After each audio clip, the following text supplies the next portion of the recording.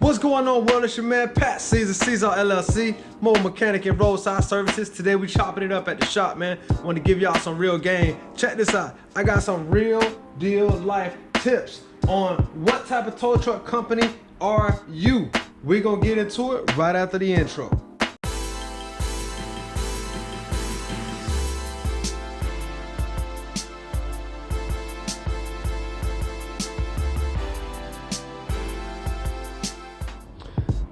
So check this out, before we go any further, man, I want to thank everybody who's been rocking with me. Y'all know it's been a long time coming, man. I'm like almost 400 videos in at this point. Still only got a few thousand scrubs, so if you don't mind, hit that subscribe button, you know what I'm saying? Give me a like, leave me some comments down below. Let's talk, let's chop it up, man. I'm trying to help the world out here. Y'all can help me help it. Let me get into that algorithm. Go ahead and hit that like button.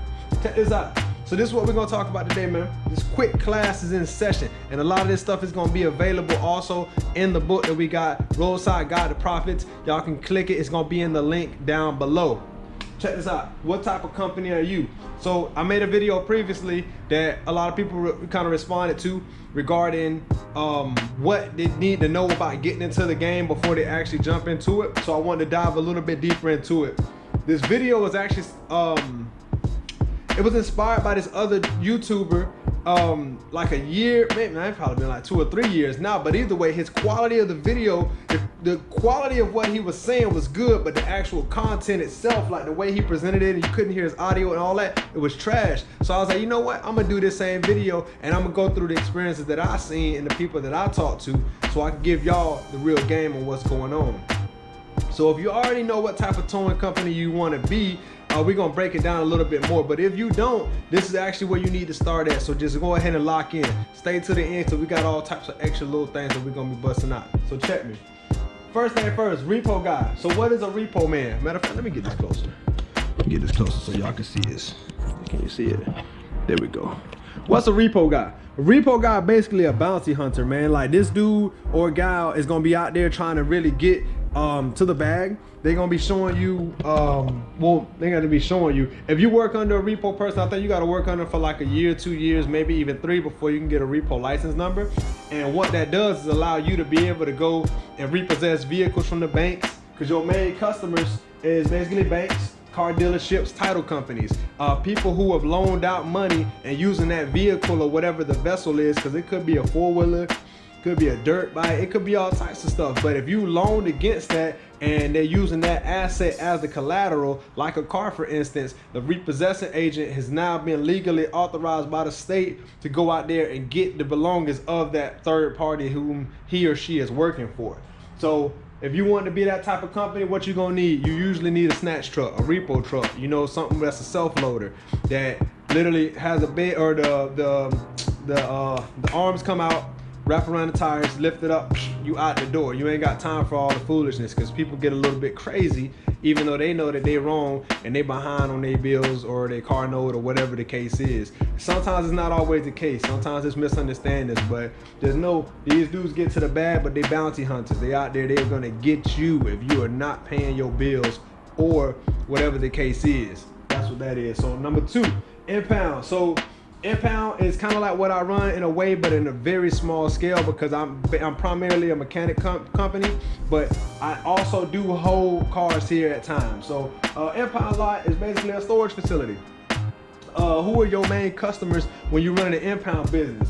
Police or private and public companies. So like, let's say Family Dollar, or let's say Walmart. Walmart probably bad, but let's just use Walmart for an example. Let's just say Walmart says, you know what, we need somebody to patrol the property because we don't want people staying the night over here. Now, some Walmarts have security, some of them don't.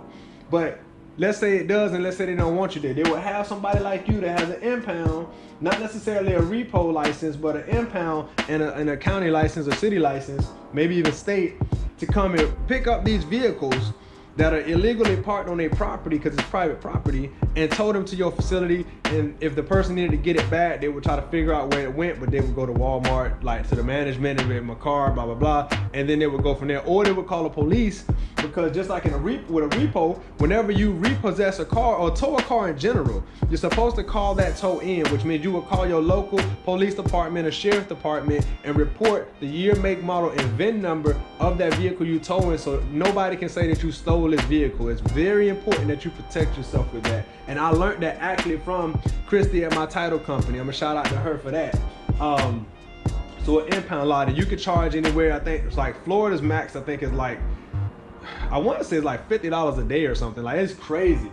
I'll put it like this. I got a car impounded one time. It wasn't that it actually got impounded. Somebody stole the car, and then when I made a police report about it, I gave them authorization to whoever's on rotation to pick the car up. But they picked it up, and it was on bricks. There was nothing there. But the crazy thing is I had to pay to get my car back out that I couldn't even drive out. They took the engine, transmission, and everything out of this car.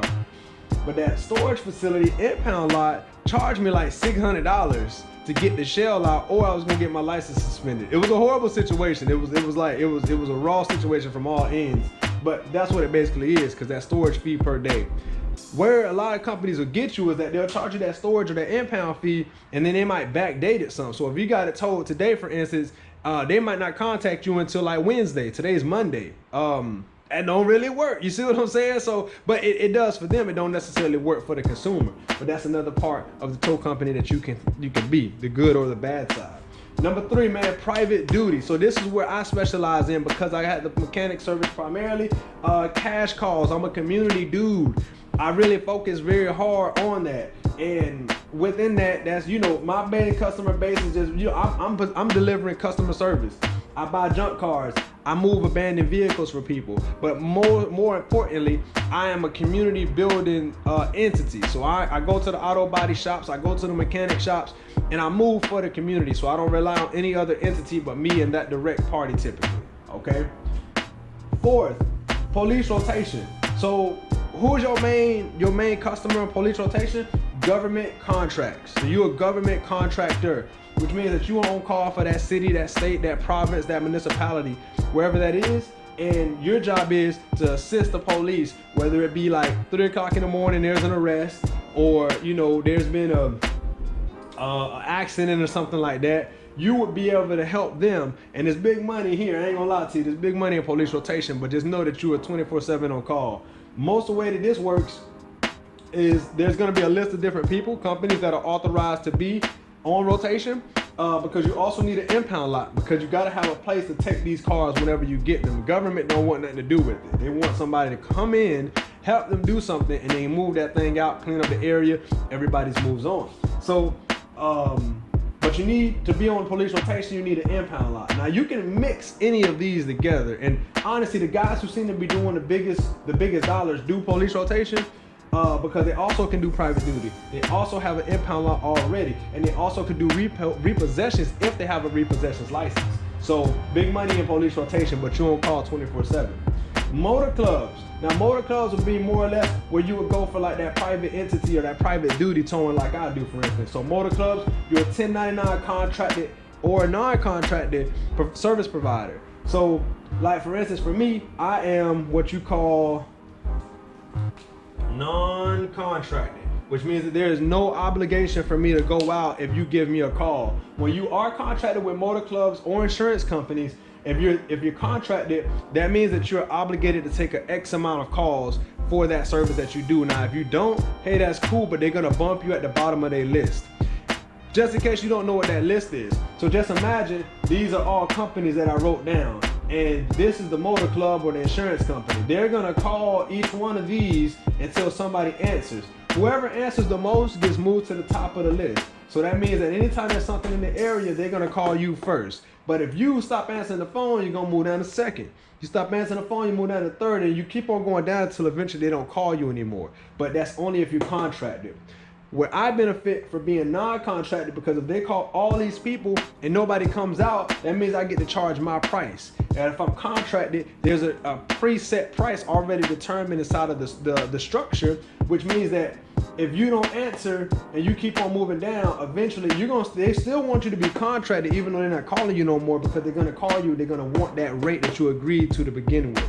So this is it's a tricky one. We're gonna go more into this. I got a podcast, the Truth Be Sold podcast. We're gonna go into this a little bit more between being a contracted and non-contracted provider, because people make it on both ends. And there's a lot of different places that you can contract with too. So I mean, just you know, people give the motor clubs a hard time. I talk trash about the motor clubs sometimes because I have problems being non-contracted sometimes getting a rate that they agreed on. But I know if they exhausted all the other providers, they call me, they already know what time it is. I'm gonna get the job done though. All right. Next, we got transport, man. Transportation. Who are your main customers? Now, transportation and towing is actually two different things. When I bought my tow truck originally, my game plan was to be doing basically hot shotting and towing at the same time. That is two separate entities, and the insurance policies are completely different in it. So if you caught transporting when you're supposed to be towing, you can end up getting your insurance canceled, which has happened to me before, which I didn't know until it actually happened, that those are two different things. So transporting is different from towing per se, but there's a lot of potential in the transport world. Where would your main customers come from? Load boards, car dealerships, private duty, because you can go to a dealer that needs something moved from, let's say, Nebraska to Florida. Somebody called me about a repossession the other day from Nebraska, and the person is down here in Florida. They're trying to get the car back. And I'm like, well, I ain't got a repossession license, nor am I trying to drive, you know, all the way up there. For me, it seemed like it would be worth less for you to get the car back than to maybe even just write it off, which is horrible to say because it's somebody's asset that they were making payments on. They didn't pay, so they had to call the bounty hunter to try to get it. But I don't transport and I don't repo, so that doesn't fit into the criteria of what I do. Okay, but transporting, when you're doing the load boards, you got more control over your schedule. Unlike police rotation, for instance, where you're 24 hours on call, you can always find a load. Dealerships always need cars moved because they're always going to the auction. Private duty, like myself, there's always customers who need to be moved or they broke down or whatever. Now, it's harder for me in the private sector to be able to compete with the police rotation people and the transport people because, well, mainly the transport. Transport always has load available. Whether it's paying good or it's paying bad, there's always work available. Private duty, you're cash calling. You're getting cash calls, you're working with the community. So if the community doesn't need anything, you ain't got no work. And that's just what it comes down to. So police rotation, though, you're always on call, so you gotta stay within an X amount of miles within, you know, or whatever time or day that you're, you know, set up to be on there. So you gotta pick your entity, all right? So we're moving on. Parking enforcement. Parking enforcement. Who are your main customers with parking enforcement? Now, it's not big down here in the South, but it is. There is companies who do it. They do specialize in it, and those companies, what their main customers are like private communities that have HOAs where they tell you that you can't park on your own grass or you get it towed. And the guys who do that, they're ruthless. Usually they got snatch trucks and they come and take it. You know what I'm saying? Businesses, HOA communities, like I said, those are your main customers. So there's a lot of potential with the parking enforcement, but when you really, it's hard to be a community person when you're working with the code or the parking enforcement, because you're gonna have to tow things. Somebody done parked somewhere real quick, they ran in 2 minutes later, but you was out there prowling looking for somebody, and then you gotta tow them. You know what I'm saying? There's 150 hook, $5 a mile, that adds up, and people ain't got the money like that. Then, you know. So it's a little bit tougher to do this and be on with the community because, you know, most people don't like parking enforcement, but it's a necessary evil depending on where you at. All right, last but not least, recovery and rescue. So if you notice, my company is Seasallauto, mobile mechanic and towing service. All right, where I specialize in from private duty is recovery and rescue. Now, my equipment is not always up to par to do this because sometimes it just gets a little bit crazy out there. But your main customers are really going to be in the private sector. My battery's about to die. Recovery and rescue, private duty, businesses, off-road community. I have to finish this on another one because my battery. Like, share, subscribe. Thank y'all for tuning in. Get the book in the link below. Till next time, be por modo beneficio siempre.